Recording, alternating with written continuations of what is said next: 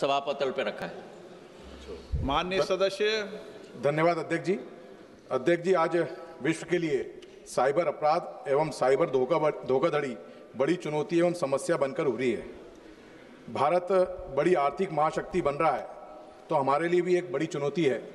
मैं माननीय मंत्री जी से जानना चाहता हूं, दूरसंचार संसाधनों के दुरुपयोग को साइबर अपराध और साइबर धोखाधड़ी में रोकने के लिए दूरसंचार विभाग तकनीक का किस प्रकार उपयोग कर रहा है? अध्यक्ष महोदय, माननीय सांसद जी ने एक बहुत महत्वपूर्ण प्रश्न उठाया है, क्योंकि जैसे आविष्कार और टेक्नोलॉजी के आधार पर हम लोग प्रगति करते हैं, कुछ ऐसे तत्व भी होते हैं जो कभी कभी टेक्नोलॉजी का दुरुपयोग भी करके स्वयं के मुनाफे के लिए षड्यंत्र रचने के लिए तैयार हो जाते हैं। ये विषय गृह मंत्रालय के अधीन आता है और दूरसंचार मंत्रालय गृह मंत्रालय के साथ मिलकर ऐसे तत्वों का मुकाबला, और मैं तो ये कहूँगा कि ये एक युद्ध है ऐसे तत्वों के विरुद्ध, और दूरसंचार मंत्रालय ने गृह मंत्रालय के साथ मिलकर 4 या 5 कदम मुख्य रूप से हम लोग ने उठाए हैं। पहला कदम एक डिजिटल इंटेलिजेंस प्लेटफॉर्म हम लोग ने बनाया है, क्योंकि जब तक हम लोग सभी स्टेक होल्डर्स को एक प्लेटफॉर्म में न लाएं, तब तक इस युद्ध की कार्यशैली पर सफलतापूर्वक कार्य हम नहीं कर पाएंगे। तो एक DIP डिजिटल इंटेलिजेंस प्लेटफॉर्म हमने स्थापित की है, जिसमें 620 संस्थाओं को हमने कोऑप्ट किया है। इसमें 570 बैंक्स, पूरे देश के प्राइवेट और पब्लिक सेक्टर बैंक्स सभी को हमने कोऑप्ट किया है। 36 राज्यों के पुलिस संस्थाओं को हमने कोऑप्ट किया है, और सारे इन्वेस्टिगेशन एजेंसीज और टेलीकॉम सर्विस ऑपरेटर्स को भी हम लोग ने कोऑप्ट किया।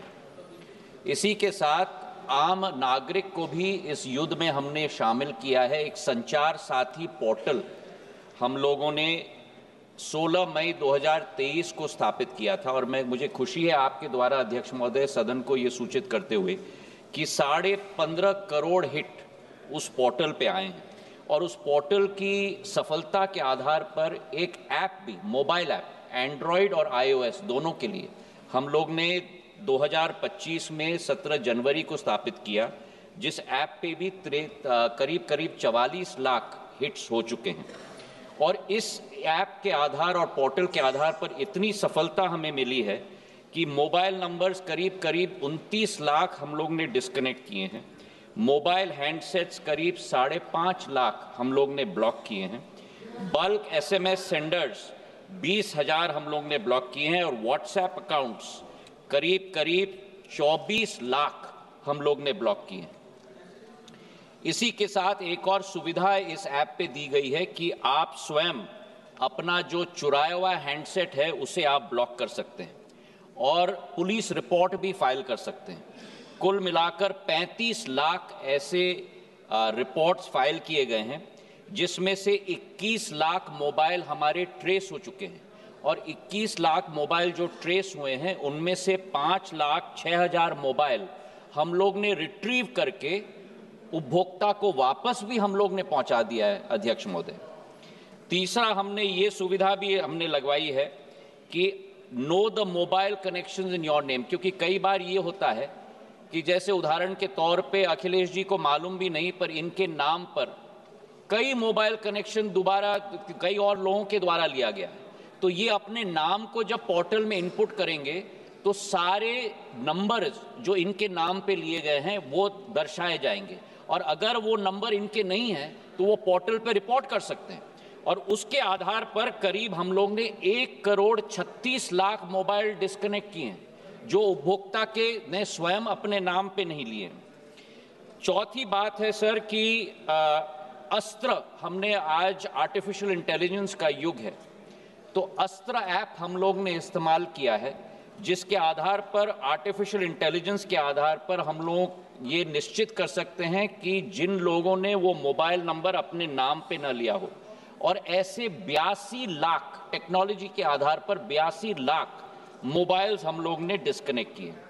एक और षड्यंत्र रचा जाता है अध्यक्ष महोदय, और कई बार हमारे मोबाइल नंबर मोबाइल पे दिखता था कि भारत का नंबर आ रहा है, पर एक्चुअली वो कॉल आ रहा है विदेश से।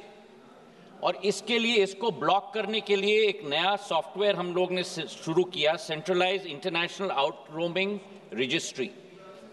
हम लोगों की विदेशी कंपनी भारत में कॉल करके अपने आप को भारत के कॉल के रूप में डिस्गाइज करके उपभोक्ता को परेशान करती थी। और ये कायोर सॉफ्टवेयर के आधार पर पहले दिन पे आपको भी आश्चर्य होगा अध्यक्ष महोदय, हम लोग ने एक दिन में 1,35,000 कॉल्स, 1,35,00,000 कॉल्स को एक दिन में ब्लॉक किया। ये इंटरनेशनल स्पूफ्ड कॉल्स हैं। और अब इतने हमने ऐसे गेटवेज को ब्लॉक कर दिए हैं कि उसकी संख्या 97% ड्रॉप हो चुकी है और अब केवल 3 लाख कॉल्स ऐसे स्पूफ्ड कॉल्स पर डे आती हैं। आखिरी बात अध्यक्ष महोदय आपके समक्ष में रखना चाहता हूं कि हम लोग ने एक नया सॉफ्टवेयर भी निकाला है, फ्रॉड रिस्क इंडिकेटर, जो सारे बैंक्स के डेटा को लेके जो लोग फ्रॉड करते हैं उनको हम लोग ने 3 कैटेगरीज में हम लोग ने डाला है, हाई रिस्क, मीडियम रिस्क और वेरी हाई रिस्क। और ये सूचना हम लोग सभी बैंक्स को देते हैं ताकि कोई व्यक्ति अगर ट्रांजैक्शन करने के लिए आ रहा है और उसकी बैकग्राउंड फ्रॉड की है तो ऑटोमेटिकली बैंक को ये डीओटी से मालूम हो जाता है कि ये फ्रॉड आदमी है और वो ट्रांजैक्शन रोका जाता है। और इसके तहत एफआरआई के आधार पर हम लोग ने 3,70,000 लोगों को हमने वेरी हाई, हाई और मीडियम कैटेगरी में हम लोग ने रेखांकित की है। और इसके आधार पर डेबिट और क्रेडिट रिस्ट्रिक्शंस कार्ड के ऊपर आज तक बैंक्स के द्वारा 3,04,000 ट्रांजैक्शंस रोके गए हैं अध्यक्ष महोदय। और बैंक अकाउंट्स कुल मिलाकर 1,55,000 बैंक अकाउंट्स रोके गए हैं। और आज आपके द्वारा सदन को सूचित करते हुए मुझे खुशी है कि रिजर्व बैंक ऑफ इंडिया ने fraud risk indicator software DOT का रिकॉग्नाइज किया है और सभी बैंक्स को आदेशित किया है कि एफआरआई सॉफ्टवेयर को वो भी अपने सिस्टम में डालें ताकि लोगों की पूंजी को हम लोग प्रोटेक्ट कर पाए। Member supplementary. धन्यवाद मंत्री जी। मेरा आपसे जानना है, विशेष रूप से कुछ दक्षिण पूर्व एशियाई देशों से भारत के बाहर से आने वाली फर्जी कॉलों की समस्या से निपटने के लिए दूरसंचार विभाग क्या कदम उठा रहा है? साथ ही साथ डिजिटल साक्षरता एवं साइबर सुरक्षा के लिए सरकार के द्वारा क्या कदम उठाए गए हैं? अध्यक्ष महोदय, मैं बधाई देना चाहता हूं सांसद महोदय को कि उनको इतनी बारीकी की सूचना है, क्योंकि एक्चुअली साउथ ईस्ट एशियन देशों से बहुत सारे हमारे, जैसे मैंने प्राथमिकता में ही कहा, हमारे इनका मध्य प्रदेश के तो सांसद जी, सांसद मध्य प्रदेश के हैं ना वे? सांसद मध्य प्रदेश के हैं और सांसद छिंदवाड़ा के हैं।